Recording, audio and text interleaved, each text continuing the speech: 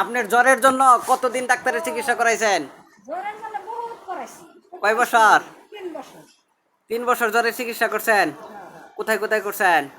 সরফরা করছি, কুমড়ো করছি, জাহাজা করছি, হালাগা করছি।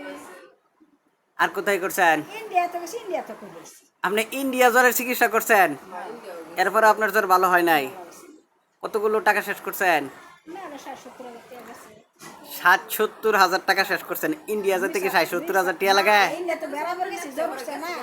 হ্যাঁ, বেড়াবার গেছি, জ্বর উঠছে না, আবার তারা ডাক্তার দেখায়। ও মানে ইন্ডিয়া বেড়াইতে গেছিলেন, পরে তারাও ডাক্তার দেখাইছে, তবু আপনার ভালো হয় নাই। তারপরে আমার এখানে কিভাবে আসলেন? আরে রে নকল আমার বিয়ে নাইছে, বিয়ে রুছিল। আপনি ব্যান নিয়ে আসছে, পরে আসছেন।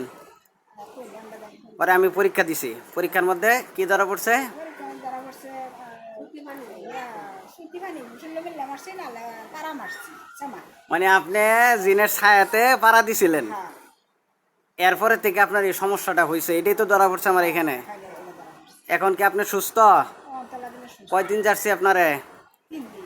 3 দিন যাচ্ছি, এখন আপনি সুস্থ হয়েছেন। কতদিন ধরে আপনি সুস্থ এখন? 20 দিনের আরো বেশি হবে, 1 মাস আগে উনি আসছিল, তাহলে 20 থেকে 22 দিন হবে। তাহলে এখন আপনি পুরোপুরি সুস্থ, তাহলে কি আমাদের জন্য দোয়া করেন?